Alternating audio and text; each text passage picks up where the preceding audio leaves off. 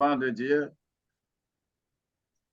Papa, je voudrais te dire merci encore ce soir pour la gloire que tu déposes sur notre vie, pour nous avoir choisis à être avec toi et à comprendre les choses spirituelles.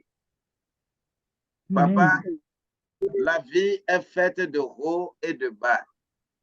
Mais lorsque nous sommes au haut, que nous ne nous glorifions pas, et lorsque nous sommes en bas, que nous ne soyons pas abattus. Papa, viens nous donner encore les véritables outils de notre vie pour que nous puissions avancer au nom de Jésus-Christ. Amen. Amen. Amen. Soyez bénis. Nous avions promis travailler sur les livres des chroniques aujourd'hui. La chronique, la première et deuxième chronique, des livres historiques dans l'Ancien Testament et sont des livres de qualité. Et que plusieurs n'aiment pas aller dans ces livres-là.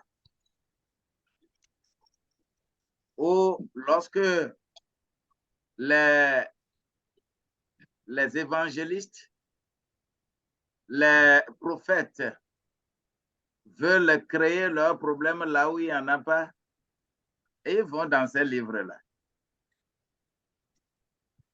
Mais nous allons voir encore le point focal, ce qui est important dans ces livres-là. Nous savons que lorsque vous prenez les livres comme 1 Samuel et 2 Samuel, 1 roi et 2 rois, ces 4 livres-là, vous allez retrouver encore les mêmes choses dans le livre des chroniques. Les livres de Samuel et les livres des rois sont chronologiquement racontés. Mais les livres de chroniques ont une portée spirituelle, et cette portée spirituelle-là, nous allons les découvrir à travers la séance d'aujourd'hui. On peut ne pas terminer les deux, mais on va faire l'essentiel. Je partage l'écran.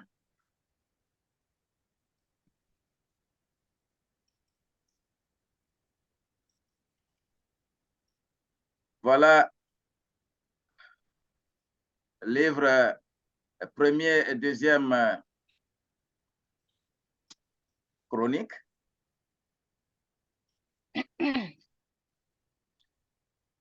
Ce qui m'intéresse aujourd'hui, nous allons introduire les deux livres-là. Sont en réalité un seul livre dans la Bible juive. On ne les a pas séparés. Le deuxième chronique est la continuité, la suite du premier. Et le temps auquel ces livres ont été rédigés, c'est le temps de la captivité et peu après la captivité. Mais les livres de Rois et Samuel, ce sont des livres qui parlent un peu de la pré-captivité et post-captivité. Ça veut dire quoi? Qu'est-ce que nous appelons par captivité? Le peuple d'Israël, chaque fois, est pris en captivité par des peuples. Et nous disons que chaque fois qu'un peuple prend en captivité Israël, ce peuple-là devient première puissance mondiale.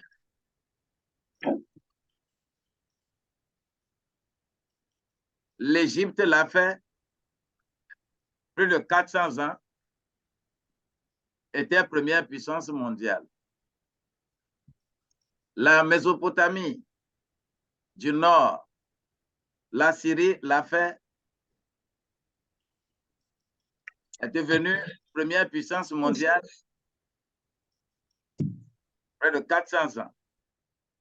Babylone, la Mésopotamie du Sud, l'a fait, est devenue première puissance mondiale. Les Romains ont dominé Israël et eux, ils ont mis sur pied le mécanisme qui domine encore jusqu'à aujourd'hui par le truchement de l'Église catholique romaine. Et cela a été l'instrument par excellence par lequel on a mis à genoux le reste du monde. Les Grecs l'avaient fait et c'était la Grèce antique. Les États-Unis, à partir de 1929, ils l'ont fait. Jusqu'en 1948, ils sont devenus réellement première puissance mondiale.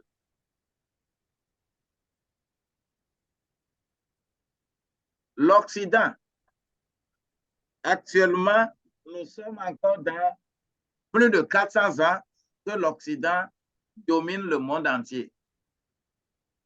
Mais avec les événements qui se passent actuellement par rapport à Russie, Ukraine, qui s'exportent dans les autres pays, sur les autres continents, c'est que l'hégémonie, la suprématie de l'Occident touche également à sa fin. Actuellement, l'Afrique doit jouer sa partition. L'Afrique doit être plus intelligente et savoir comment prendre le taureau par les cornes pour devenir quelque chose. Donc, lorsque nous parlons de l'historique de ces livres, des chroniques, nous allons découvrir beaucoup de choses.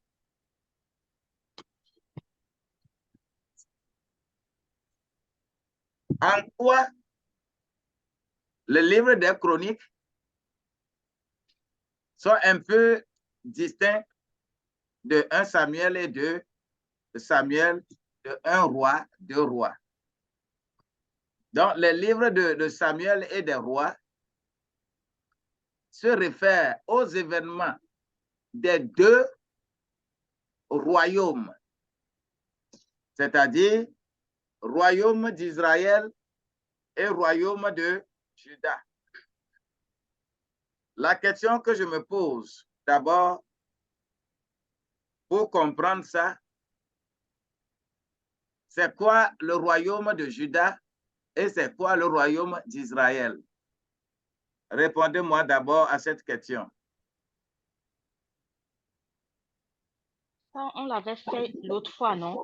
Ouais, On l'avait fait avec Roboam, lorsque Roboam a été chassé par, comment il s'appelle? Réboboam. Comment il s'appelle même le gars là? Jéroboam. Jéroboam. Donc, Jéroboam et Roboam. C'est ça.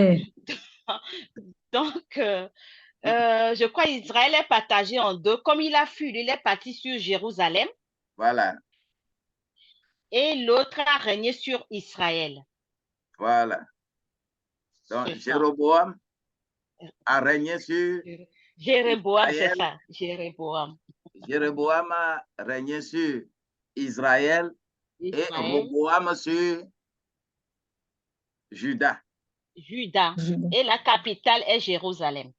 Voilà, la capitale avec la capitale Jérusalem. Et Je voulais revenir sur quelque chose que vous avez dit tout à l'heure concernant les États-Unis. Moi, voilà, je ne dirais pas que les États ont pris en captivité Israël. Ils ont fait plutôt alliance avec Israël. Parce que de nos jours, révérend, c'est difficile de prendre l'Israël comme en maintenant là. La plus puissante armée du monde, c'est l'Israël. De ouais, prendre maintenant l'Israël en captivité, non, c'est plutôt, ça serait mieux pour nous de faire alliance tout à avec fait, Israël, comme la Bible a dit, que tout peuple qui va faire l'alliance avec Israël sera béni. tout à C'est fait, mieux pour nous de faire alliance avec Israël pour ne pas chuter après comme les autres. tout à fait. La réaction est très bienvenue. Le problème de captivité se comprend dans un contexte plus élargi. Quoi qu'on dise, sans les États-Unis, Israël ne serait pas devenu un État Ouais. comme ça. Oui. C'est parce que les États-Unis ont œuvré, ont tout fait pour que Israël devienne un État depuis 1948. Et c'est cela qui fait en sorte que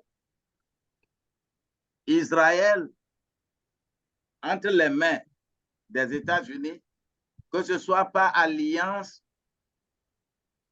que ce soit par la bonne coopération, Israël doit beaucoup aux États-Unis et les États-Unis doivent beaucoup en Israël. En tout cas, beaucoup même. Moi, j'avais fait cette expérience-là par rapport à Israël et l'Inde. Lorsqu'on parle de puissance militaire des États-Unis, c'est Israël qui est à la base. C'est Israël. Mais lorsqu'on parle de la puissance de communication, de renseignement, c'est l'Inde.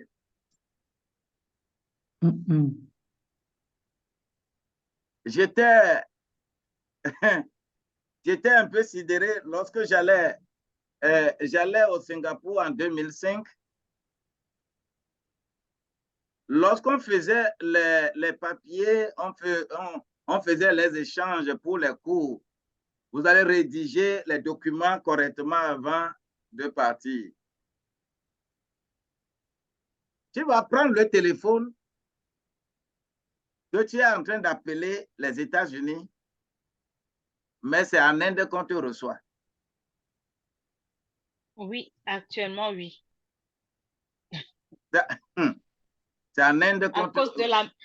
À cause de la main-d'œuvre. Voilà. Il y a tellement de complicité entre ces pays-là que si tu ne sais pas faire, c'est toi qui serais la chèvre qu'on va immoler. C'est pour cela que aujourd'hui, la Russie tente de chercher à briser ce lien. Oui. C'est pourquoi la guerre qui se passe actuellement là, Poutine fait tout et tout pour se rapprocher d'Israël et de gâter les États-Unis. Oh là là. Oui. Il l'a déjà fait. Surtout en prenant vos histoires de LGBT, vos trucs que vous faites là-bas. Là. Oui. Poutine se fonde sur ça pour dire que l'Occident a trop gâté le monde. Et il faut se rapprocher de Dieu. En voulant se rapprocher de Dieu, il faut écarter l'Occident pour qu'on ait bonne alliance entre la Russie et la Palestine et Israël.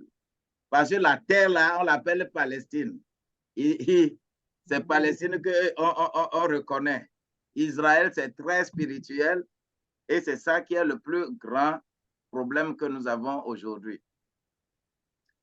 Quand vous lisez Ézéchiel 38, 39, les deux chapitres là, vous allez comprendre le schéma actuel, ce qui se passe actuellement et ce que Roche poursuit. En réalité, ce n'est pas Ukraine. Sa vision est plus loin que l'Ukraine. L'Ukraine n'est que sur le chemin. Par rapport à la description que Ézéchiel 39 fait de la situation pour que les États-Unis, la Russie puisse vraiment s'approcher d'Israël et un événement capital va se produire. Oh là là. Ah ouais. C'est pour cela que les Juifs, eux, ils décryptent chaque fois les événements. C'est pourquoi Israël ne se laisse pas attaquer. Quand tu fomentes quelque chose contre Israël, Israël sait d'avance parce qu'Israël sait comment décrypte les situations. Et si tu ne sais pas faire, Israël va t'attaquer premièrement. Israël ne fait pas riposte. Et Israël attaque d'avance parce qu'il sait que tu vas l'attaquer. Oui, il sait que tout ce que tu as déjà fait là, tu es sur le point de l'attaquer. Donc, Israël va te prouver qu'on ne l'attaque pas. Voilà. Même il y a 5 ans, l'Israël n'a même pas besoin d'attaquer les gens avec les armes. Bien tu as sûr. un congélateur, réfrigérateur à la maison, l'Israël peut t'attaquer par ça. Je ne sais pas comment ils ont fait à travers ton réfrigérateur dans la cuisine, ils peuvent te bombarder. Tout à fait. Ils n'ont pas besoin des armes, non, seulement avec ton réfrigérateur dans la cuisine. Ils ont un logiciel, ils appuient et tu es parti, quoi. Donc, ils font peur quand même. Très, très, très peur. C'est là où nous devons réfléchir. Les enfants de Dieu doivent réfléchir. Parce que Israël, à peine 23 000 km². Même mon Togo ici, quand on divise le Togo en deux, c'est encore plus grand que Israël.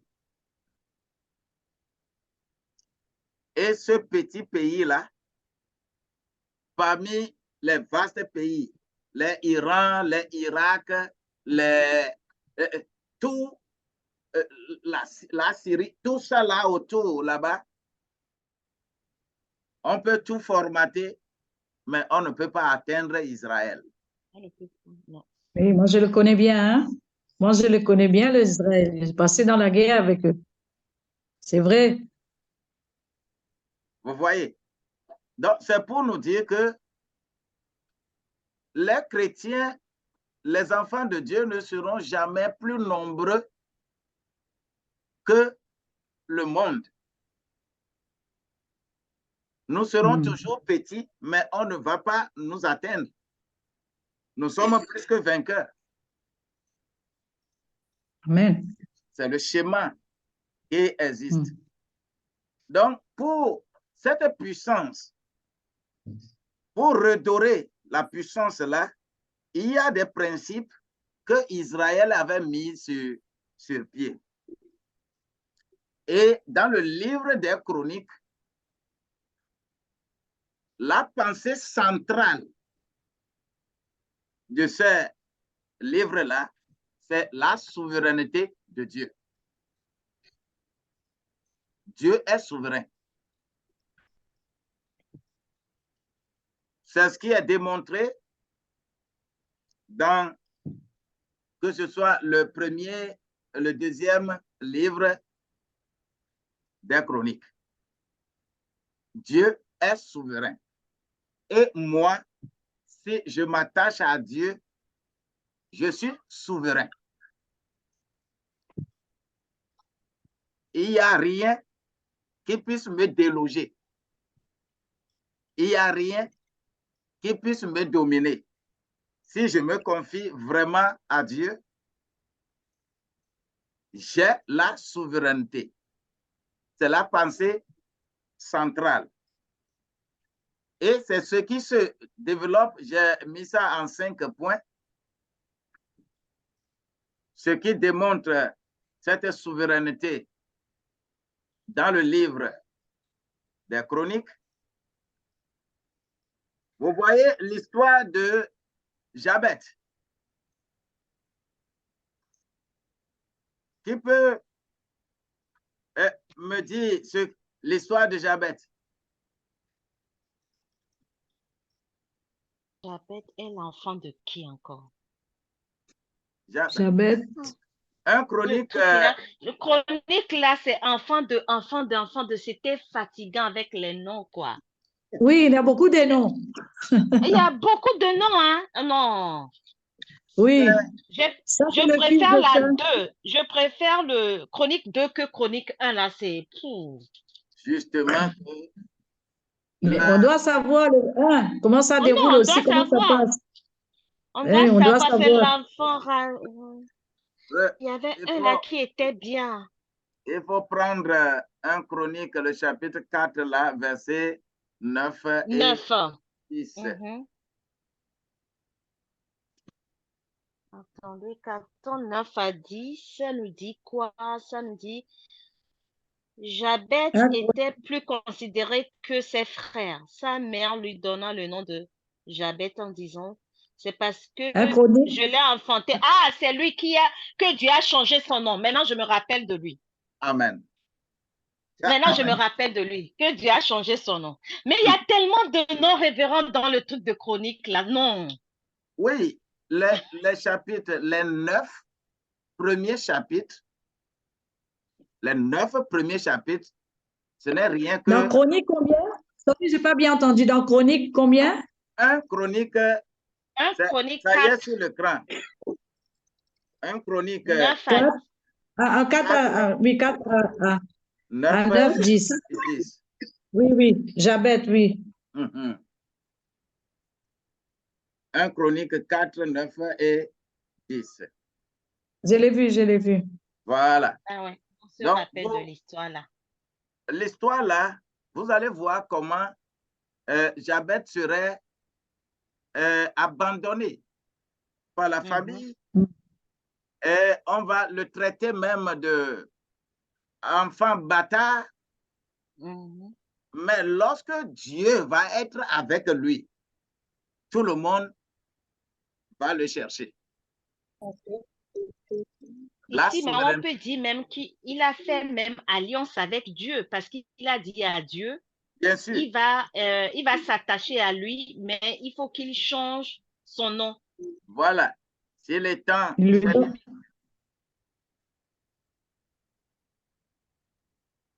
Et Dieu a écouté sa prière. Vous savez, lorsque vous pouvez être dédaigné par le public, vous pouvez être rejeté dans votre famille. Mais si vous avez Dieu, la famille va courir derrière vous. Amen. Amen. Vous pouvez être rejeté par n'importe quelle société. Mais si tu te tournes vers Dieu. La famille, tous ceux qui t'ont dédaigné, tous ceux qui t'ont rejeté, ils reviendront même te demander pardon. Amen. C'est ça, par exemple, l'histoire de Jabez. Prenons encore des cris quand on est en guerre. Qu'est-ce qui fait gagner une guerre? Un Chronique, chapitre 5, verset 20. 5, verset 20. Oh. 5, verset 20. Faut lire ça à haute voix, on va écouter. 5, verset 20. Ils recueillent du secours contre eux. Et les Aguériniens et tous ceux qui étaient avec eux furent livrés entre leurs mains, car pendant le combat, il avait crié à Dieu qui les exauça parce qu'ils s'étaient confiés en lui. Alléluia. C'est-à-dire, en toute guerre, dans toute situation difficile, Dieu sera toujours souverain pour nous si nous crions à lui. Si nous confions à lui. Si on se confie à lui. Parce qu'il est même écrit que quiconque invoquera son nom sera sauvé. Ça, c'est les indices de souveraineté dans le livre des Chroniques. Je prends encore un autre point. L'Éternel opéra une grande délivrance. Quand nous prenons David, 1 Chronique 11, verset 14. 11, verset 14.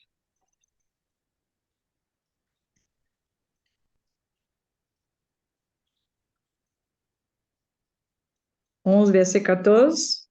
Voilà. Ils se opplacèrent au milieu du champ, le protégèrent et battirent les Philistins.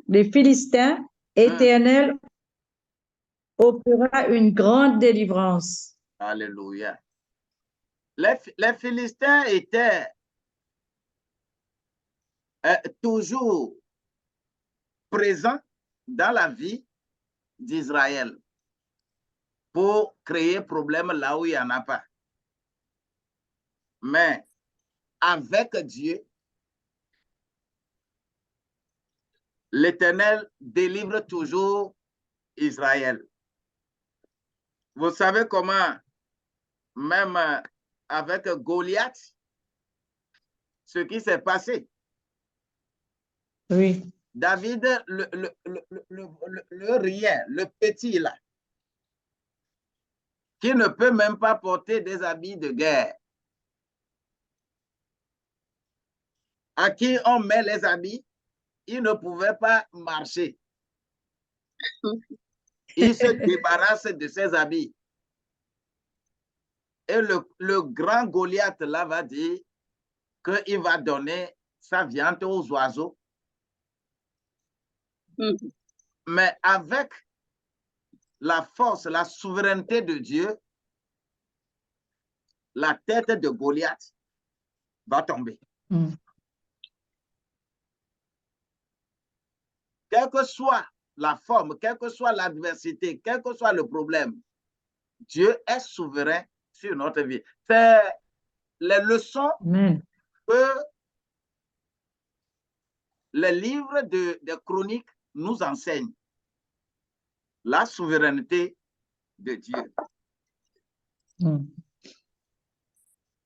L'équipe du puissant homme oint sera toujours renforcée lorsque je suis dans 1 Chronique 12, verset 18. Toute équipe que tu formeras sera puissante. Mm. Et tu vas gagner. Tu gagneras toujours. Le verset 18 de 1 Chronique 12.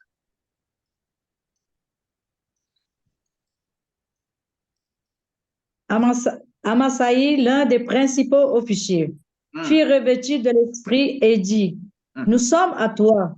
David est avec toi, fils d'Isaïe, paix à toi et paix à ceux qui te secourent, car ton Dieu t'a secouru. Et David les accueillit et les plaça parmi les chefs de la troupe. Vous voyez, l'équipe de David pour la guerre se renforçait à tout bout de champ, parce que même des gens qui étaient contre lui vont se joindre à lui pour la bataille. C'est comme ça, toi et moi, dans n'importe quel travail nous sommes en train de faire, parce qu'il n'y a pas l'efficacité de l'équipe qu'on peut constater mieux que dans une entreprise, dans la famille, dans une association, dans le travail que vous voulez faire de façon collégiale et avoir des gains. Une équipe se renforce si Dieu est en vous. Le livre de Chroniques en parle toutefois. Vous allez voir même que David va aller prendre des vauriens, des délinquants. Il va former son armée et il va gagner. Quand tu es avec Dieu, la souveraineté de Dieu fonctionne toujours dans nos vies. Mais pourquoi, révérend, je vais poser une question. Oui. C'est comme l'expérience que moi j'ai eue. Pourquoi lorsque on a un groupe de chrétiens, lorsqu'on fait le business avec les chrétiens, pourquoi ça ne marche jamais? Parce qu'on a Dieu avec nous, en nous. Mais pourquoi ça ne marche jamais lorsqu'on fait business avec les chrétiens? Souvent, c'est parce que nous comprenons mal ce qu'on appelle chrétien. Ou bien les gens de ton église, par exemple, tu veux faire avec, tu les prends. C'est-à-dire, c'est voué à l'échec avant même qu'on ne commence. Pourquoi? L'église, aujourd'hui, les gens n'aiment pas enseignement. Les gens n'aiment pas. Alors que pour être dans une équipe en matière d'entreprise, c'est la rigueur. C'est la rigueur. Si vous ne pouvez pas vous soumettre à la rigueur de l'équipe, vous ne pouvez pas réussir. Les chrétiens n'aiment pas ça. C'est tout, hein? On dit que quand on vient à l'église, quand j'organise, par exemple, les formations en entrepreneuriat, des formations en leadership et autres à l'église, c'est difficile de trouver des gens à venir. Même si c'est gratuit. C'est vrai.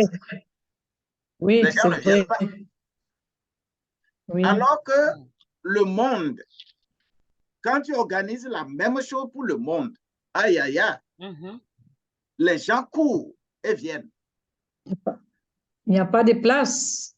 Il n'y a pas de place. Mais à l'église, il faut leur dire que vous voulez chasser les démons. Ils seront là.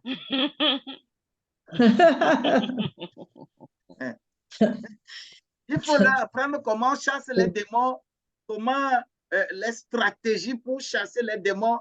Le sorcier ne va plus avoir de force sur toi. L'église va être pleine. la salle va être pleine.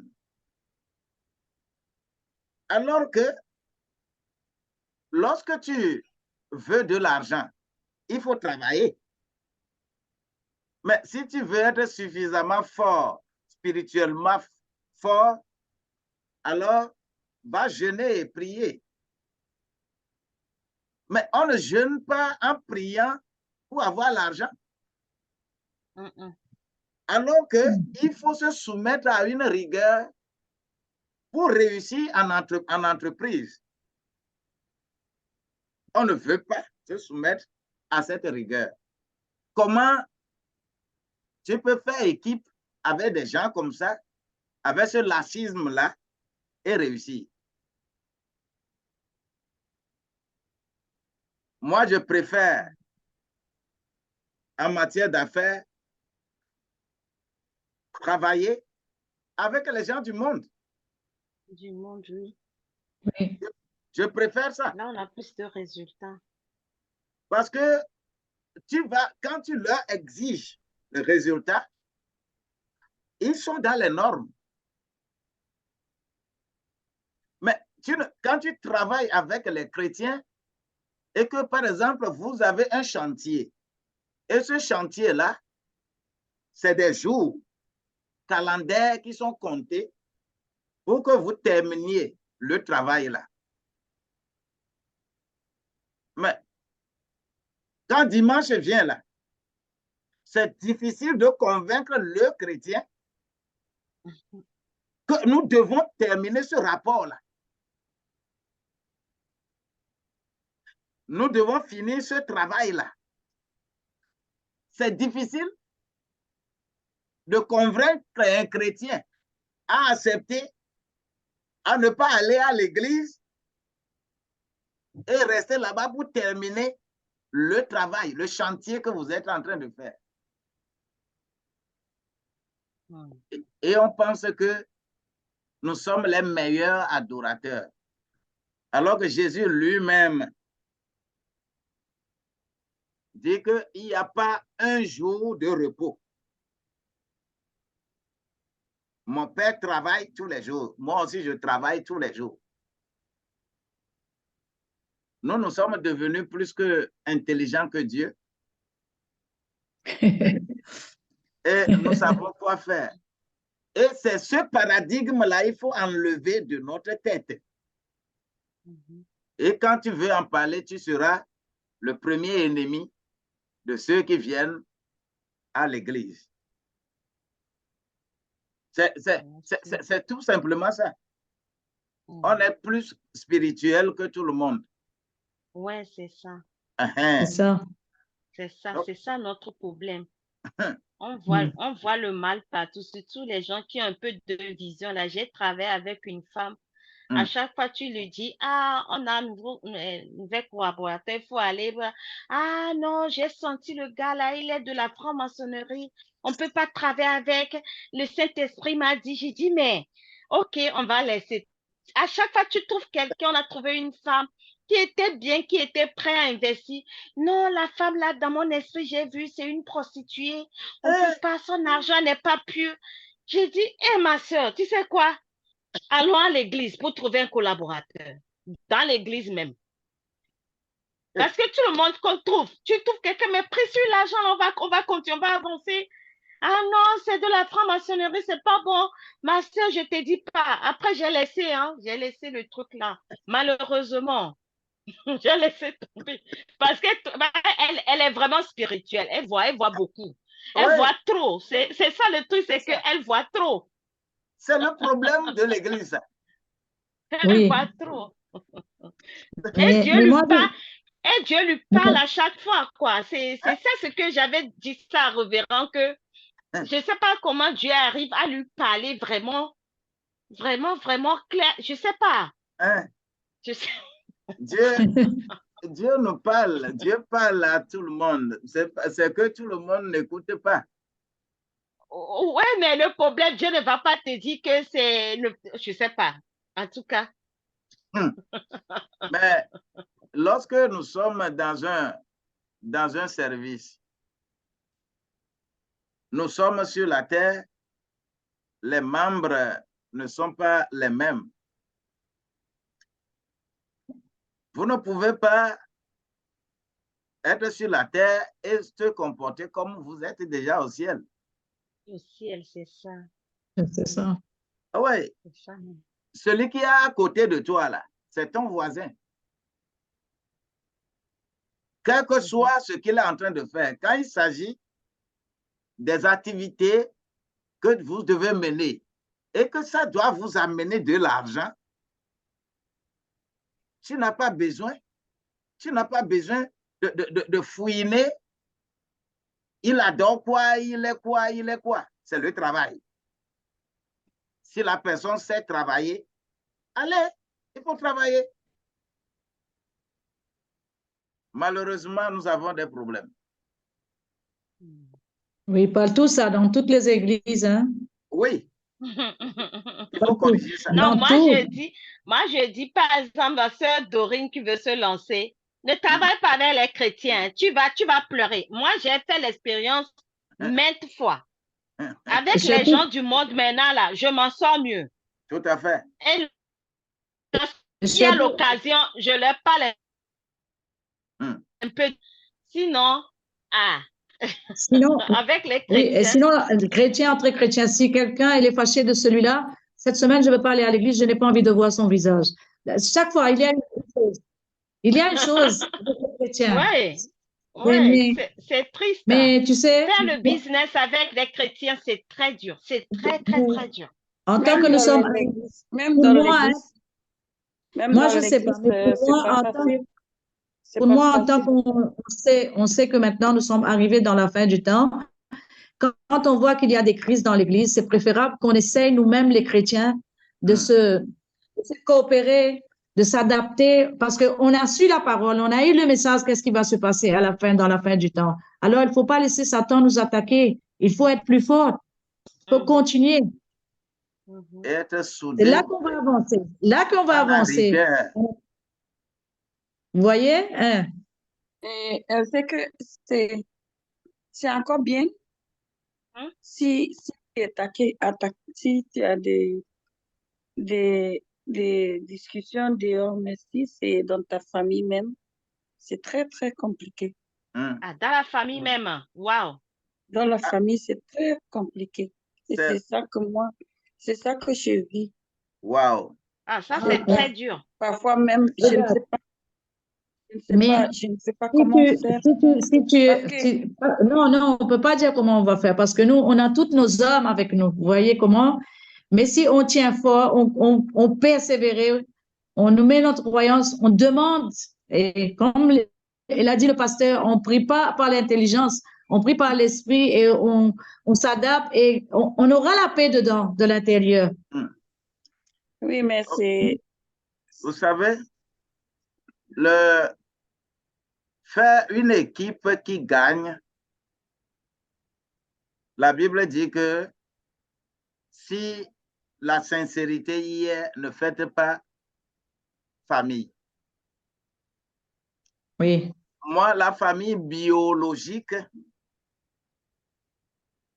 il n'y a pas plus danger que famille biologique. Oui. Et c'est pourquoi nous avons tous les jours besoin de prier, d'intercéder pour nos familles. Famille, oui. Oui, famille biologique, c'est toujours un danger. Toujours et toujours un danger. Et c'est à nous de savoir ce qu'on veut entreprendre avec sa famille. Quand il s'agit... Et on doit savoir aussi comment parler aussi. Voilà. Et savoir comment, qu'est-ce qu'il faut faire, qu'est-ce qu'il ne faut pas faire. Moi, quand il s'agit de l'argent, il s'agit des affaires, il faut faire attention. Même avec l'Église. L'Église, on a même de sérieux problèmes. De sérieux problèmes avec famille biologique. Moi, actuellement même, je suis en train de traverser certains couacs de famille biologique à l'église. C'est des situations, lorsque tu les traverses, tu ne sais même pas comment résoudre. Oui, oui. Parce que si tu ne sais pas résoudre, tu casses la famille. Oui.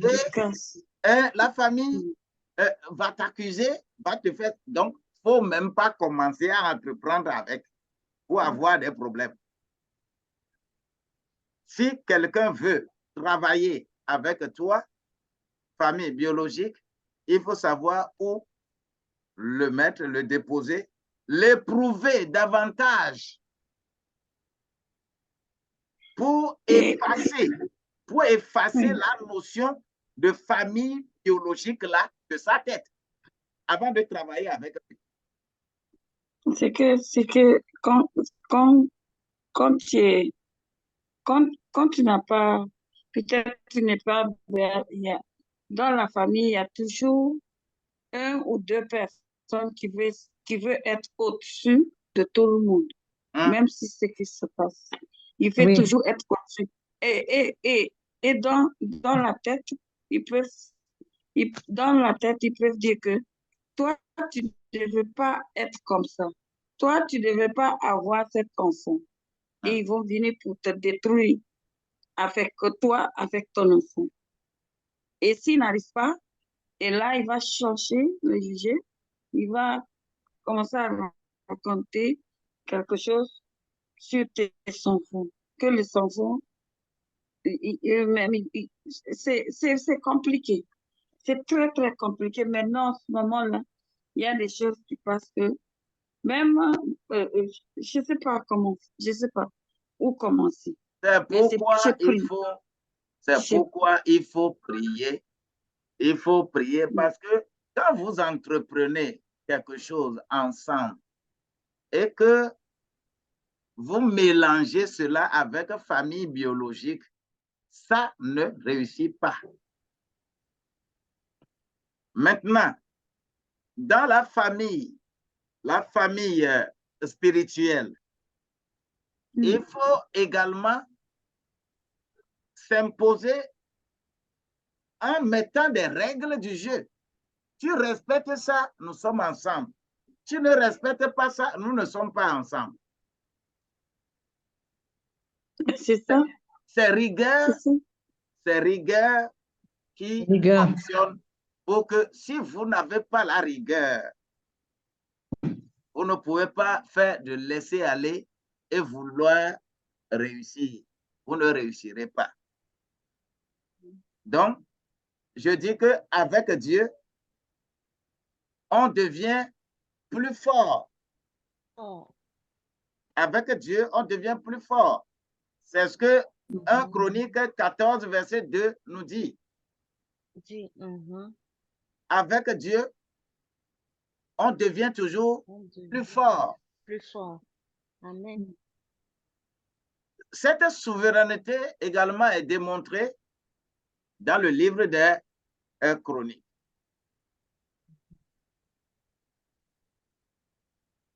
Lorsqu'on est en présence de l'Esprit, on est devant une situation compliquée. La première des choses, c'est de consulter Dieu. C'est de consulter Dieu. 1 Chronique 14, verset 10. Il faut toujours consulter Dieu. Même si tu penses que tu es suffisamment outillé dans le domaine là, oh, je connais très bien le domaine. Je peux. Laisse la place à Dieu. Il faut le mettre au centre. Il faut le mettre au centre. Dieu, quand Dieu est dedans, c'est ça ta première pensée. Lorsque tu veux entreprendre, tu le mets au centre de tes activités, tu le consultes. On a la souveraineté. Il faut consulter toujours Dieu et tu auras la meilleure stratégie de combat. Les combats sont toujours là. La vie est un perpétuel combat. Si tu ne sais pas, si tu ne sais pas faire, tu ne sais pas mettre Dieu au centre de tout là, tu seras toujours vaincu, alors que tu dois être vainqueur. Et toutes ces stratégies sont bien sûr définies dans le livre des Chroniques. On reste attentif à Dieu. Parce que Dieu agit de temps en temps, mais nous ne savons pas que c'est Dieu qui est en train d'agir. Le verset... Dieu agit, oui. Le situation que je suis dedans là, Dieu a agi d'une façon que même moi, j'ai honte pour la personne. Bon, c'est ma soeur. Et je ne sais pas comment faire. Parce que là où elle est partie là, ce n'est plus moi, parce que ce qu'elle voulait faire avec moi, et sortir de l'autre côté là-bas, elle est partie dire des choses, et c'est l'autre frère qui a appelé, ils ont commencé à discuter, grave, lui dit qu'il ne faut pas venir me dire des choses sur Dorine, il ne faut pas, c'est compliqué. On te rapportera. Je ne sais pas comment faire. On te rapportera. On fera des choses contre toi. Quels que soient les cas, il faut s'attendre à ça. Ce n'est pas des gens de loin qui ont vendu Joseph. Ce n'est pas des gens de loin qui ont fait en sorte que Daniel soit jeté dans fosse lion. Ce n'est pas des gens de loin qui vont faire en sorte que on a mis Shadrach, Meshach, Abednego dans la fournaise ardente. Ce n'est pas des gens de loin. Jésus lui-même, là, de son vivant, ses propres frères ne croyaient pas en lui. C'est-à-dire, ça là, c'est tant d'exemples. Mais si tu es chrétien, si tu es enfant de Dieu, et tu penses que, oh, on ne va pas te faire des choses comme ça là, c'est que tu ne comprends pas c'est qui tu es même. Moi, là où je suis livré tous les jours. Mais je m'en sors. Parce que c'est ça là qui fait en sorte que on va dire que tu es enfant de Dieu. Tout simplement, je le dis tous les jours, que si tu es allé pour faire un gris-gris, pour que quand on prend machette ou bien on tire sur toi, que balle n'arrive pas à te percer. Quand on prend machette, on veut te décapiter et que machette ne puisse pas bien travailler. Mais si il n'y a personne pour prendre fusil contre toi, s'il n'y a personne pour prendre machette contre toi, comment tu vas savoir que ton gris-gris travaille? Hein? Pourquoi? Vérité. Comment tu vas savoir que ton gris-gris là travaille? C'est-à-dire... Non, le problème, on a le gris-gris, mais on espère ne jamais être attaqué. C'est ça, être humain. C'est grave. On a Dieu, on a tout, mais on espère, c'est-à-dire, on espère ne jamais être attaqué, c'est-à-dire vivre dans la paix vraie. Non, ça ne marche pas comme ça. Et, il faut nécessairement aussi ça. Mais Ça des fois, révérend, ça fait mal. Hein. hein? Des fois, ça fait très mal. Ça fait mal. Surtout comme elle dit la famille, là, ça fait plus mal. Oui, Oui, vraiment. Oui, oui, vraiment. Je préfère les gens de l'église que la famille. Je préfère vraiment. Oui. Ah, ça fait très mal. Ça fait très mal. c'est difficile. Surtout quand ils vont parler, ils vont te persécuter au profond. Hein? Oui. C'est bien, Oh, ça fait mal. tout à fait. Et c'est ça. Joseph a dit, vous avez médité me faire du mal, mais c'est comme vous avez attrapé grenouille que vous avez jeté par-dessus la clôture et est parti tomber dans l'eau. C'est tout à fait normal.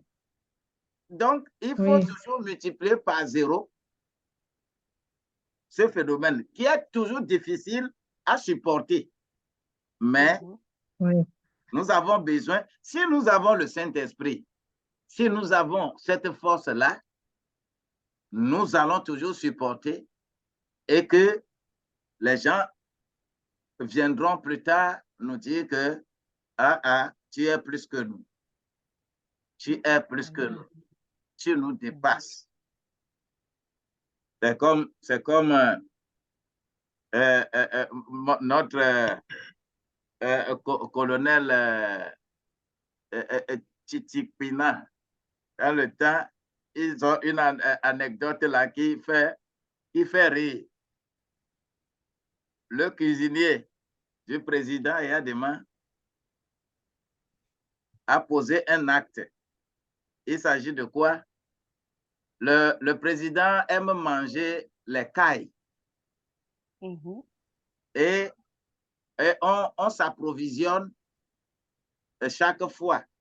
Mais quand on s'approvisionne 3 mois, dans 3 mois, s'il y a encore la viande, mais on ne l'a pas utilisée, eh bien, on l'enlève du congélateur pour mettre d'autres. Mais il y avait un caille qui était resté dans le congélateur là. Ça a fait 4 mois, ça allait vers 5 mois. Parce que pour préparer ça au président, c'est lui-même qui demande. Aujourd'hui, préparez-moi ça. Il ne demande pas. Il ne demande pas.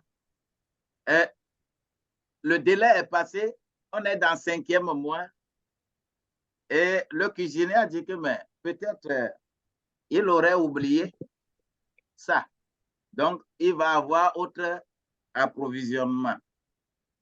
Et le jour, le cuisinier s'est amusé, il a pris ça, il a préparé et que eux, ils ont mangé ça. Le même jour-là, le président vient demander d'après. Le président vient demander d'après la viande là. Qu'on n'a qu'à lui faire ça. Le cuisinier ne sachant pas quoi faire, parce que si les cailles hésitaient quelque part, on peut rapidement aller s'approvisionner là. Ils vont prendre, ils vont acheter. Là où on s'approvisionne là. Il n'y en a pas. Alors, le cuisinier ne sachant pas quoi faire, il est allé vers l'intendant de la présidence, qui est le colonel dont je parle. Et pour lui exposer, pour lui dire, comment dire ça au président que son caille n'est plus là. Il s'en va plaider sa cause pour que le colonel plaide sa cause. Et c'est là où le colonel dit, ah bon, tu as mangé caille du président. Et que toi, tu veux que je te défende. Ça me dépasse.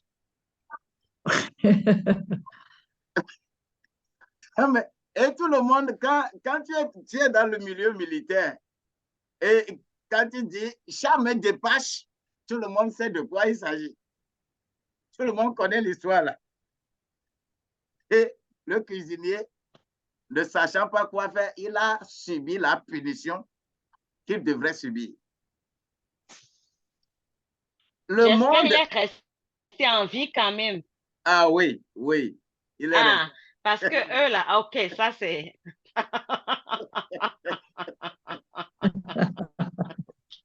Ça c'est déjà pas mal.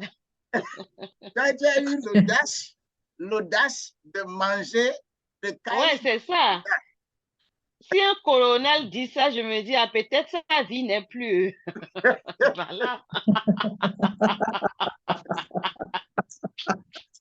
Ça me dépasse. Donc, la vie là, il faut faire attention. Dieu, il faut que Dieu soit au centre de tout ce que nous faisons.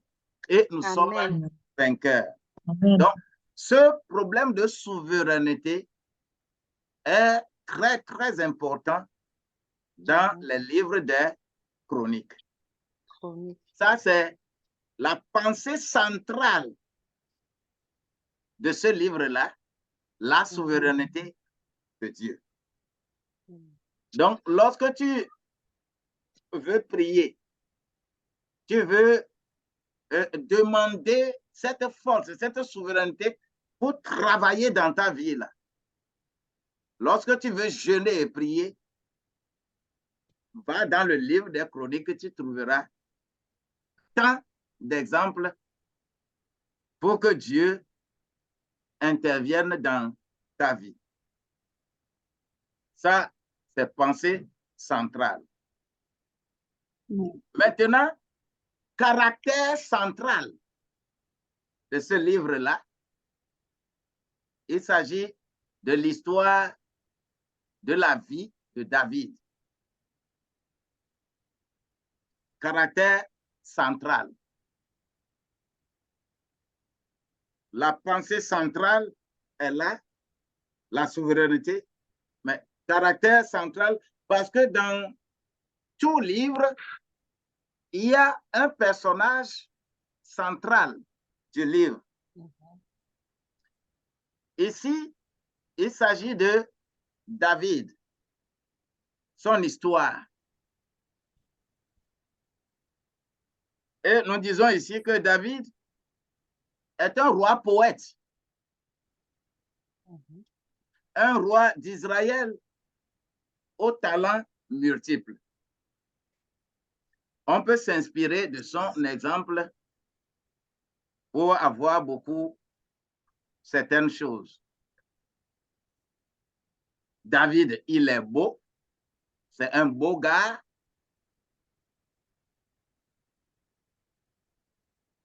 David, il est divinement choisi.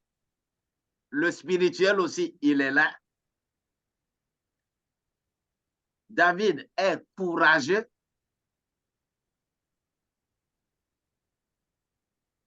David est un champion né. David est un grand soldat.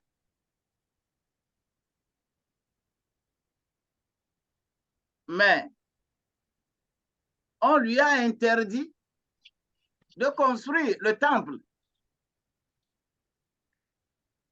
Qu'est-ce que Dieu avait avancé comme argument? Il a tué trop de gens, il a trop de sang sur sa main, comme il a fait tellement de guerres. Mais qui l'a aidé à... Qui l'a aidé? C'est Dieu, mais il a demandé.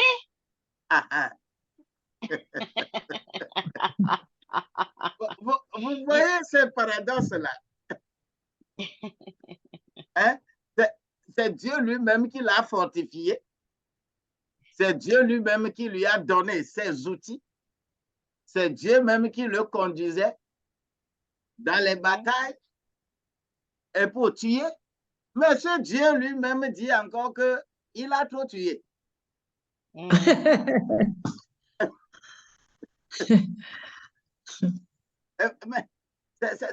C'est bizarre, mais c'est ça la Bible. Oui, c'est comme Dieu, lui ne change pas. Ce qu'il a dit d'avance, il reste sur ça. Il va t'aider, mais oui. Vous voyez, David, le vrai poète, il faut seulement voir les rimes, les strophes de Psaume 8, de Psaume 19, de Psaume 23, etc., etc. Un véritable poète. Ouais. Oh, il est bon. David, sa tendance générale, il est spirituel. Il aime ce qui est spirituel. C'est pour cela qu'il est flexible. Et Dieu l'appelle l'être selon mon cœur. Alors que Dieu n'appelle pas un homme. Un homme, Dieu appelle un homme l'être selon ma pensée. Mais Dieu appelle la femme l'être selon mon cœur. Mais David n'est pas femme. Mais Dieu l'appelle l'être selon mon cœur. Parce que quoi, c'est un personnage vraiment central. Son histoire, on doit apprendre beaucoup de l'histoire de David. David a été mené par passion à violer la loi mosaïque. Vous savez, lorsque on parle des pains de proposition, n'importe qui ne mange pas les pains de proposition. Mais David, lui, va manger. Ah, c'est la grâce. David a cédé à un plus grand péché. Le grand péché, là, c'était quoi? J'espère que c'est pas lorsqu'il a convoité la femme de Uri, ou bien le dénombrement. Il y a aussi Entre le les dénombrement. deux. Mais je crois la femme d'Uri, mais a fait tuer Uri. Voilà. A fait tuer encore Uri. L'adultère et meurtre en même temps. En même temps. Mais pourquoi le dénombrement est un péché? C'est pas un péché de compter les gens, non? Non, nous allons voir ça devant. C'est encore. Ok. Parce que c'était dans le livre de Chronique, je dis, mais c'est pas un péché. Oui. Ce n'est pas un péché, mais c'est Dieu lui-même qui donne l'ordre qu'on n'a qu'à lui faire. Ce n'est pas toi qui vas décider. Ok, d'accord. Quand il y a dénombrement, dans le livre des nombres, c'est Dieu lui-même qui dit, comptez-moi les gens. Ok. Et Dieu lui-même, il fixe les conditions de ce recensement-là. Mais quand toi, tu te lèves un beau matin, pour le plaisir que toi aussi, tu veux compter les gens. Mais ouais, Salomon l'a fait, mais Dieu ne lui a pas demandé de le faire. Avant qu'il ne construise le temple, il a compté même les étrangers pour voir combien d'étrangers étaient dans la ville. Oui, pour que les étrangers transportent tout. Dieu ne lui a pas demandé, par contre, mais il l'a fait. Oui, c'est lié, ça avait objectif.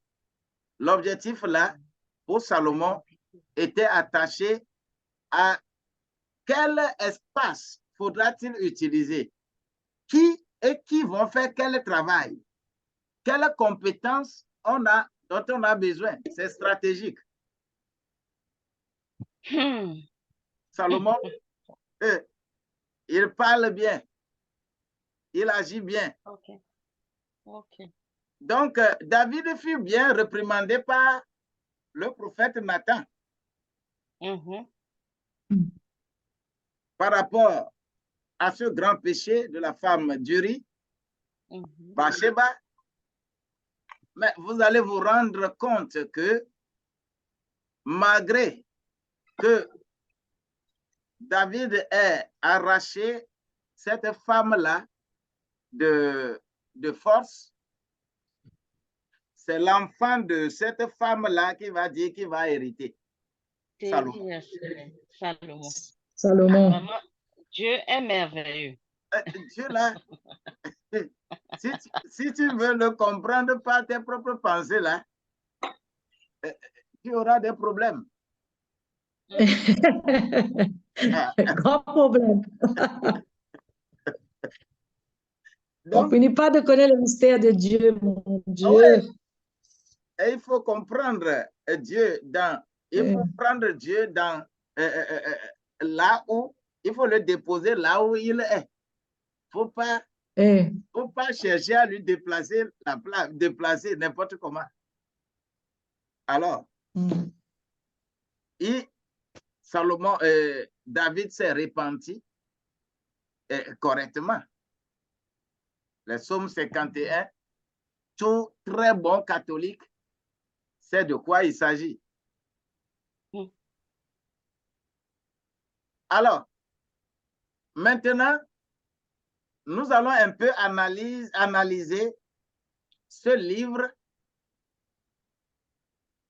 de 1 Chronique d'abord. Deux choses que je mets dans la première partie, généalogie et renversement et mort de Saül.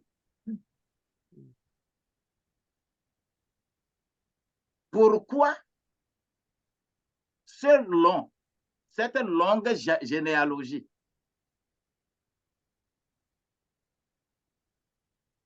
Les neuf chapitres. Chapitre 1, 2, 3, 4, 5, 6, 7, 8, 9. 9 chapitres. Rien que de généalogie. Pourquoi? Pourquoi, selon vous, c'est comme ça?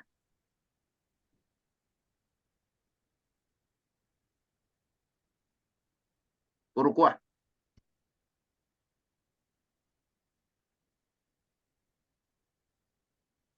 La généalogie, ouais, comme dans je crois comme dans la Bible, comme on l'avait fait la fois passée, on appelle Jésus fils de David. Dans la généalogie, on a la généalogie là jusqu'à avoir, je crois, Moab ou bien. La généalogie nous amène après à Jésus. Voilà. Mais ouais, ça nous amène à Jésus. C'est en ce moment on dit que Jésus, fils de David. Je sais que fils de David, c'est la royauté, on avait dit, c'est pas ça. Non. Mais la généalogie nous amène à Jésus, quand même. Oui, fils de David, c'est la généalogie selon Matthieu. Selon Matthieu, oui. Mais fils d'Adam, généalogie selon Luc. Mais il n'y a pas de généalogie dans Marc et Jean. Non, ça peut pas. Donc, vous savez, bon, lisons, allons dans Esdras, chapitre 2, verset 62. C'est combien, papa? Esdras 2. Esdras 2, verset 62. C'est les trucs là qui ne sont pas beaucoup là. Je n'ai pas compris. Est-ce que vous pouvez le noter? Quoi? C'est quoi le nom? Esdras 2. Esdras. 67. Tu as quelle Bible? Là, je vais te dire quelle page tu dois ouvrir. Est-ce que tu as Louis II? Oui. Tu as déjà Louis ouvert les II. chroniques, non? Tout juste Ouais. après deuxième chronique, c'est Esdras. Tu vas à la page 489. Là, c'est plus facile. À partir de... Ouais, dans les 489. Esdras 2. Quel verset, révérend? 67. 67. 62. Verset 62. Voilà. Ouais, on l'a même déjà marqué ici. Moi, Ils cherchèrent leur titre généalogique, mais ils ne les trouvèrent point. On les exclut du sacerdoce. Ils cherchent le titre, mais ils ne le trouvent point. C'est quoi ça? Vous, vous voyez? Donc, ouais, lorsqu'ils devaient partager, je crois, avec Josué, non? Avec Josué, lorsqu'ils devaient partager la terre promise, je crois qu'on a demandé à tout le monde d'écrire, on l'avait fait, ça fait un peu longtemps, de faire l'arbre généalogique de sa famille. Ici, il s'agit, par exemple, des sacrificateurs. Des sacrificateurs, des lévites, des sacrificateurs, ou ceux qui occupent des postes importants en Israël, dans la gestion du pays. Si tu n'es pas de souche, tu n'es pas né, tu n'es pas effectivement juif, tu es exclu. Ce qu'on dit aujourd'hui, quand on prend par exemple la Côte d'Ivoire, il y avait le problème de et où. Être né de père et de mère. Ivoirien pour prétendre être candidat aux élections présidentielles. Présidentielles, oui. Voilà. Ce ne sont pas des choses comme ça inventées. Israël est le peuple qui parle plus de cela. Quand on parle de l'arbre généalogique, tu ne trouves pas ton nom, ta lignée dans tout cet arbre généalogique-là. Tu n'es pas qualifié, par exemple, pour être ministre. Tu n'es pas qualifié. Tu es exclu. Il y a des postes que tu ne peux pas occuper. En matière d'adoration, également, tu ne peux pas. Lorsque nous avons aujourd'hui, et tout ceci, c'est pour prouver que est-ce que tu as la racine de la culture du pays. C'est ça, hein?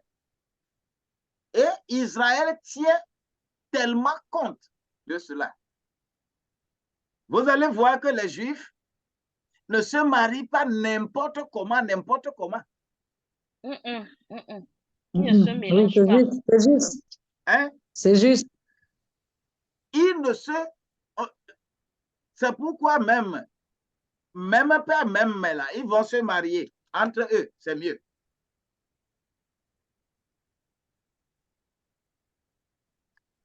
C'est parce que un peuple solide, un peuple qui constitue vraiment une nation qui peut se développer là, ces histoires de métissage et autres, spirituellement, c'est un danger.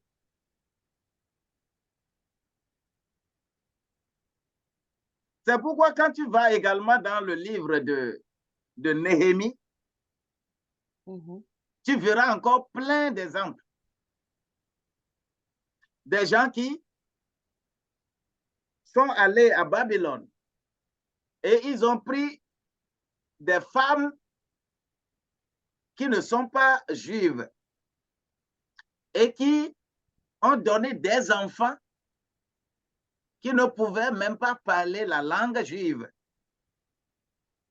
Lorsqu'ils étaient de retour après la reconstruction des murs de Jérusalem,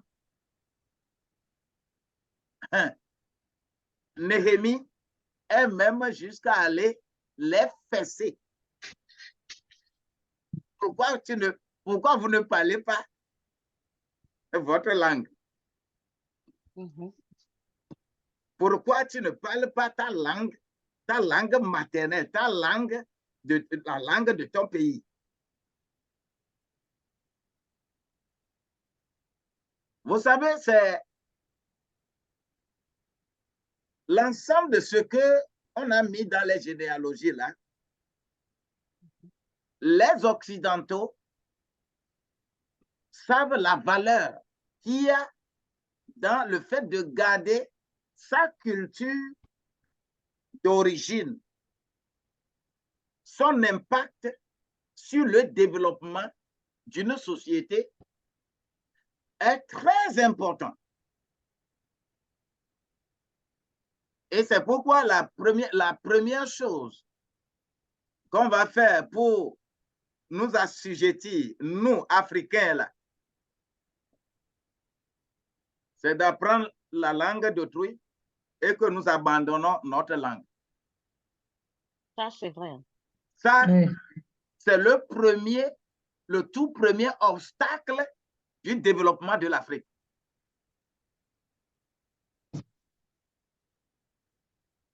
C'est le tout premier obstacle du développement de l'Afrique. Mais personne, les gens ne sont pas, c'est pas encore réveillé. Moi, je donne toujours cet exemple-là. C'est un Indo m'a posé la question, you, Boniface, in which language you are learning in your country? He dit French. I dit, why? Are you in France?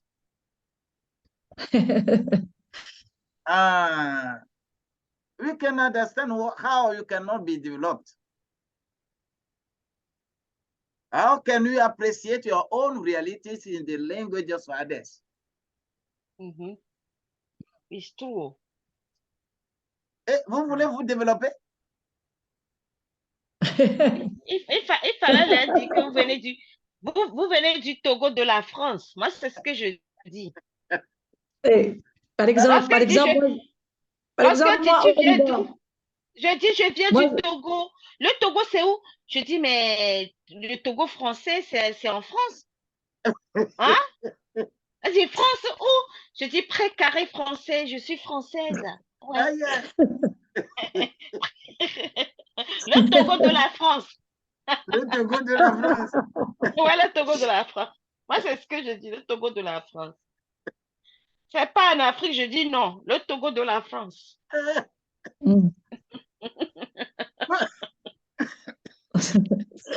Même comme moi, je rentre dans une boutique parce que moi, j'ai vécu là-bas au Liban, je parlais beaucoup arabe. Et quand je suis venue ici, on parle l'arabe, anglais et français. Quand je suis venue à l'île Maurice et je commence à parler avec les gens, je parle mon langage.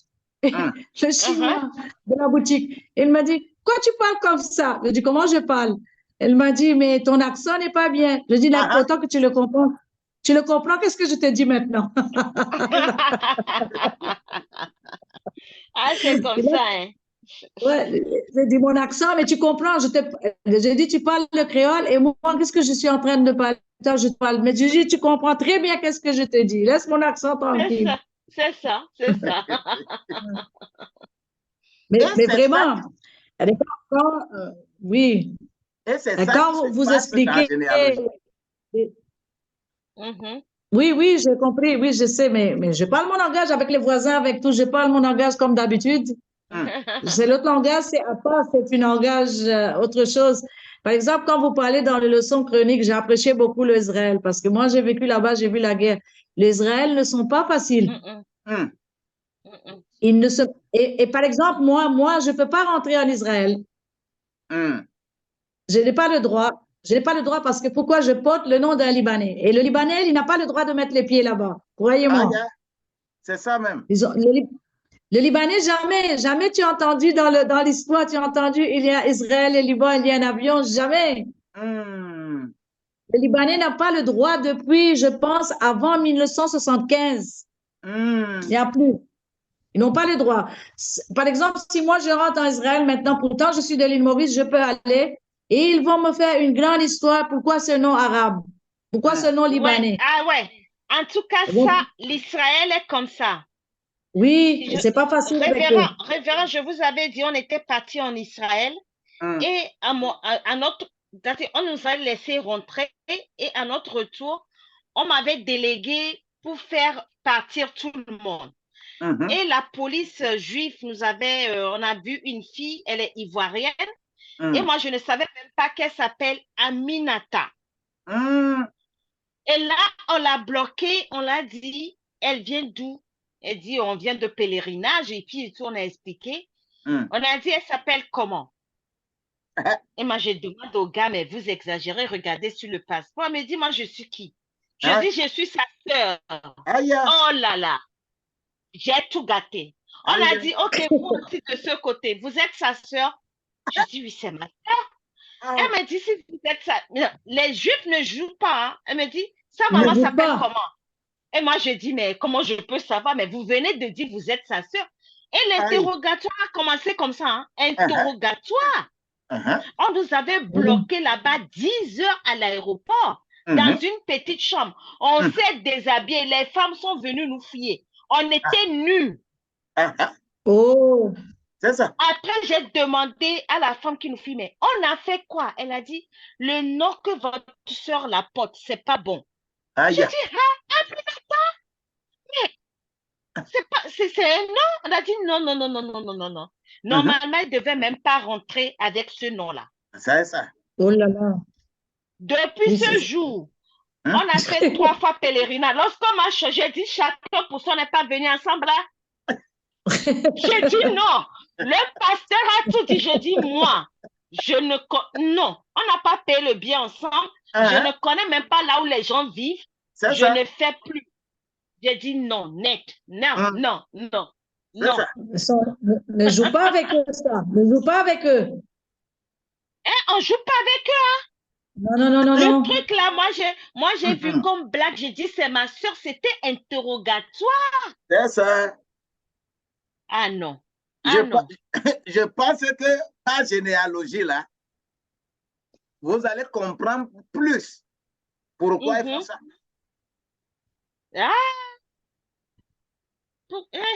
Aminata, jamais de la vie.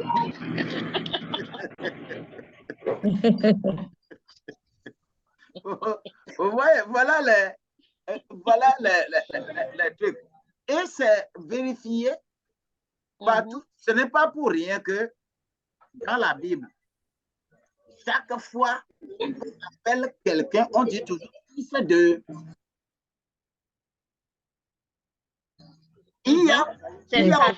C'est vrai. Il n'y a aucun personnage dans la Bible et qu'on a pris la personne comme ça et on ne connaît pas son père. Mais Chisedek, on ne connaît pas jusqu'à présent. Seulement, c'est pour cela qu'on dit que c'est exceptionnel. Lui, c'est l'image de Dieu. Donc, sans père. Quelqu'un fait un bruit. Pas de chez moi, pas de chez moi. Ok. Sodi nous est encore arrivé. Ok. Il fait souvent Donc, vous voyez un peu, c'est capital. C'est capital pour les Juifs. Et c'est très, très capital pour un pays, une nation qui veut se développer, qui veut réellement parler de cohésion nationale avoir la qualité de nation, généalogie là, c'est important. C'est important. Ce n'est pas pour rien que nous avons, par exemple, dans nos pays, problème avec la chefferie traditionnelle. Aujourd'hui, on transforme tout. On dit, dans des contrées là, on dit pas élection. Chef traditionnel, élection. C'est pas normal. C'est pas normal. Hein. C'est pas normal.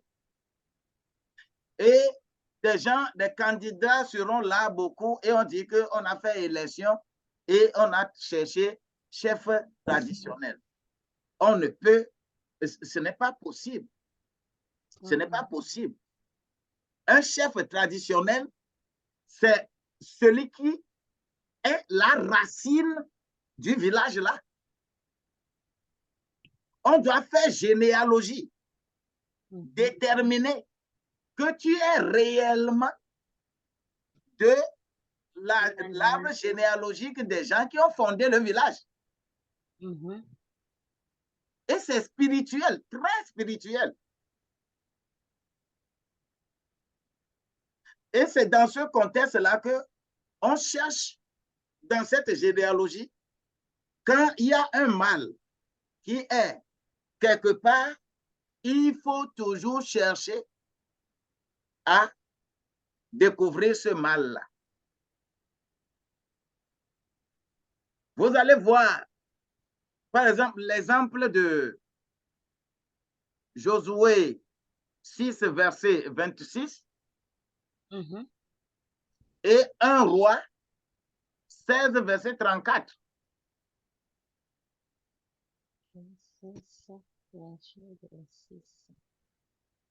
1 Roi 6, 24.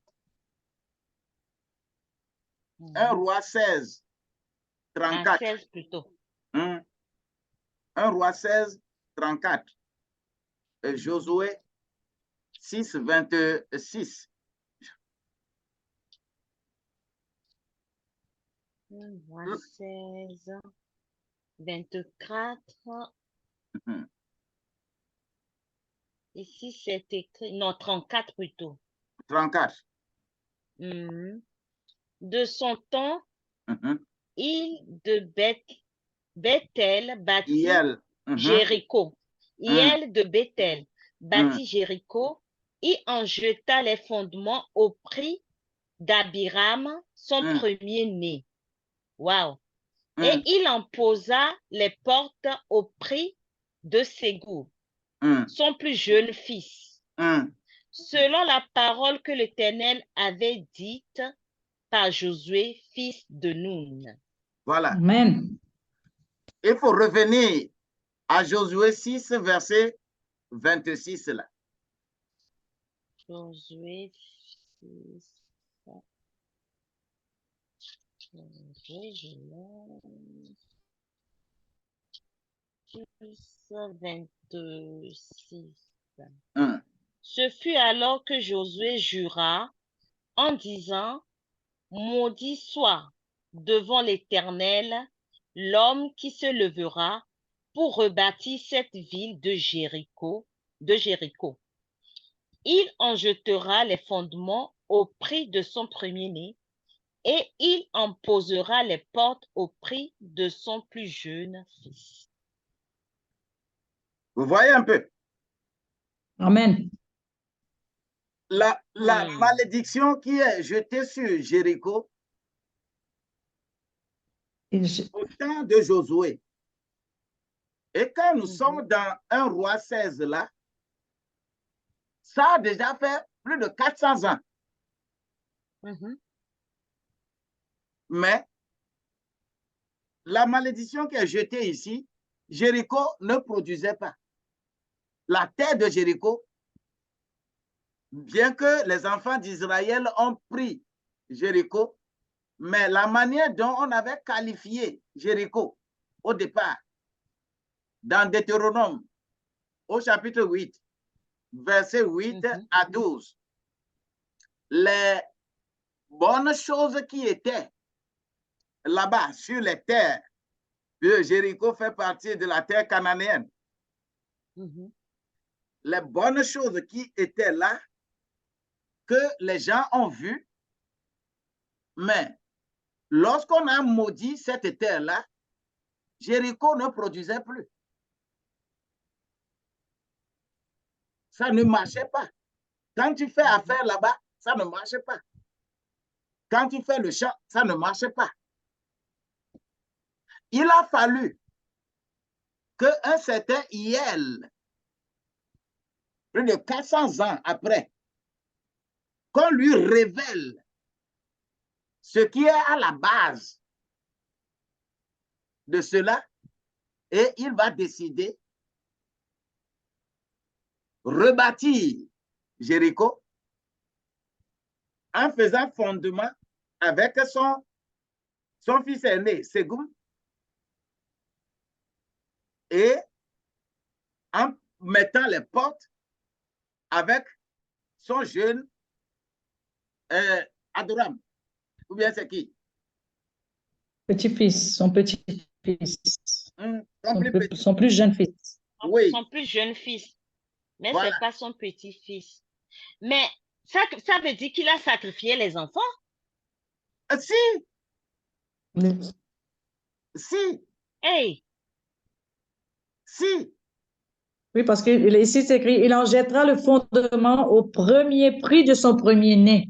Hein? Ouais, il a sacrifié l'enfant. Il a sacrifié l'enfant. Les deux. Les deux, oui. Oui. C'est-à-dire, c'est sacrifice à faire. On dit, la parole qui a été jetée là-bas, il y a des choses comme ça qui sont sur la famille de plusieurs, sur la terre. Et, de nos jours, il y a ça. Oui. Oui. Dans ta maison, quelque chose s'est passé et ça demeure là. Dans l'arbre généalogique, ça agit sur toutes les générations. Ça agit sur toutes les générations. De génération en génération. Oui, il faudrait que quelqu'un de cette génération-là, de cet arbre généalogique, pour répondre. Ce n'est pas n'importe qui viendra faire ce qu'il a fait. Ouais, mais c'est des trucs aussi tabous, personne n'en parle, surtout dans nos familles. Et voilà. Voilà. C'est tabou. C'est tabou. Mais ici, c'est pas révélation. Et en réalité, c'est ce que Jean 8:32 là. C'est de ça que ça parle. C'est des choses comme ça. C'est ça, vous découvrirez la vérité et la vérité vous affranchira. C'est des choses comme ça dont on parle. La vérité qui t'affranchit là, ce n'est pas écrit quelque part dans la Bible que tu vas aller lire. Cette vérité qui t'affranchit et que tu dois découvrir et qui fonctionne dans ta vie et qui détruit ta vie, il faut que tu aies de la révélation pour découvrir ça. Ça y est dans ta famille, ça y est dans ton nom, ça y est autour de toi, ça y est dans le travail que tu es en train de faire, ça y est dans tes relations. Cette vérité est cachée là. Et tout ceci parce que ton aïeux, le grand-père du grand-père du grand-père du grand-père de quelqu'un a posé un acte. Et cet acte-là, suivant l'arbre généalogique, agit sur toutes les générations. Il faut nécessairement... Ouais, mais révérend, on dit que nous qui sommes en Christ, on n'a plus, je ne sais pas, on dit souvent, nous sommes nés de nouveau. On n'est plus de notre famille vraiment. Nous sommes nés de nouveau. Oui. Si tu es réellement né de nouveau, il n'y a plus de problème. Mais le truc là ne peut plus avoir, ouais, le truc là ne peut plus avoir de répercussions sur nous. Bien sûr. Mais combien sont effectivement nés de nouveau? Nous remplissons les églises. Je suis né de nouveau. Amen. Je suis né de nouveau. Amen. Amen. Ah, il faut que moi-même je déclare, hein. Il faut que Voilà. j'ai la foi pour dire, sinon le truc là, c'est un peu lourd. C'est pour cela que nous crions tous les jours que fréquenter l'église est une chose, mais être enfant de Dieu, c'est une autre chose. C'est autre chose, c'est vrai. Que le monde entier sache que le salut est personnel. Le lien généalogique qu'il y a dans ta vie, si ce lien fonctionne là, c'est parce que toi, tu n'as pas encore coupé ce lien. Dans Romains, il est dit que c'est pourquoi nous, là, nous sommes imputés. C'est-à-dire, on est olivier sauvage. Et on nous impute, nous sommes greffés. On nous a enlevés là pour enlever une branche d'Israël et nous mettre là-bas. C'est pourquoi on a dit que il est allé chez les siens. Les siens ne l'ont pas reçu. Mais vous là, qui croyez, vous qui l'avez reçu, on vous a donné le pouvoir de devenir enfant de Dieu. Vous n'êtes plus né de votre père et de votre mère là. Amen. Vous n'êtes plus né de la chair et du sang, de la volonté humaine, mais vous êtes né d'en haut. Et si cela est ainsi dans ta vie, cela veut dire que effectivement, aucune malédiction générationnelle ne pourra avoir effet sur toi. Amen. Tu as coupé ce lien-là. Amen. Mais quand tu es dans le folklore, toi aussi, on dit que quand on va à l'église, là, on chante, on danse bien, et tu aimes ça. Et c'est pourquoi tu t'es converti. Comment on va couper le lien? Tu n'es pas à l'abri. C'est pourquoi il faut se battre pour aller plus de l'avant. Romains 13, verset 11. Romains 13, verset 11. Attends. 21h, 23h chez vous. Ah ouais, il est tard. La parole, c'est bien. Aujourd'hui, même, on n'est pas fatigué de la parole. Ça, c'est bien.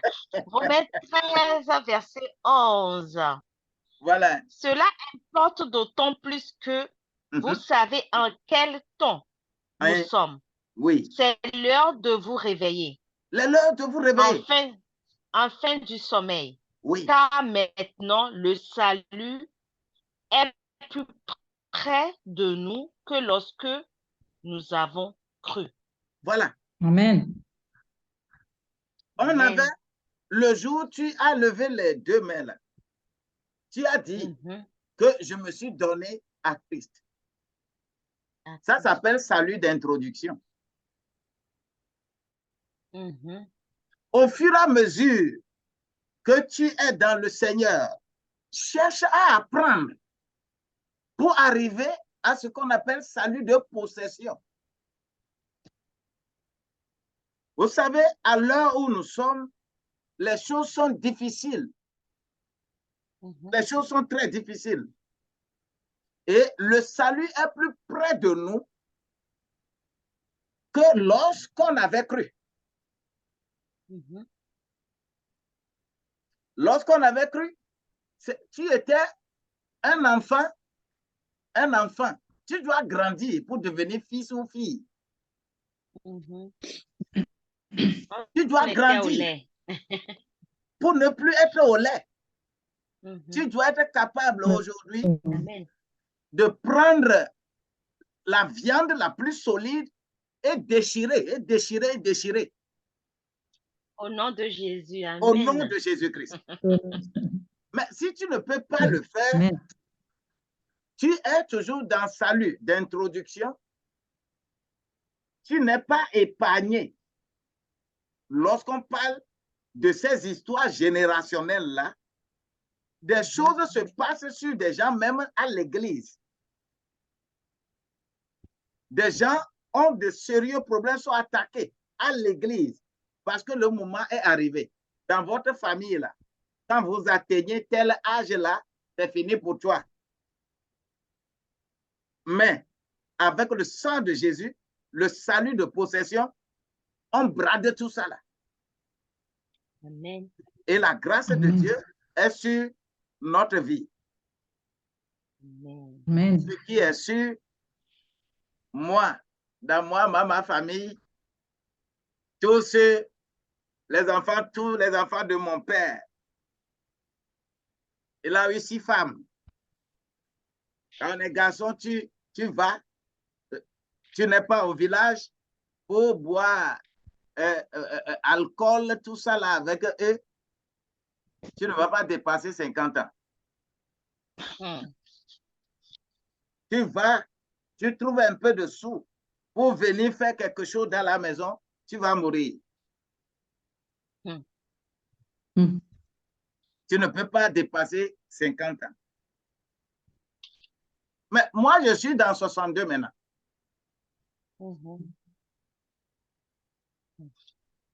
Parce que ça là, ne peut pas avoir d'effet sur moi.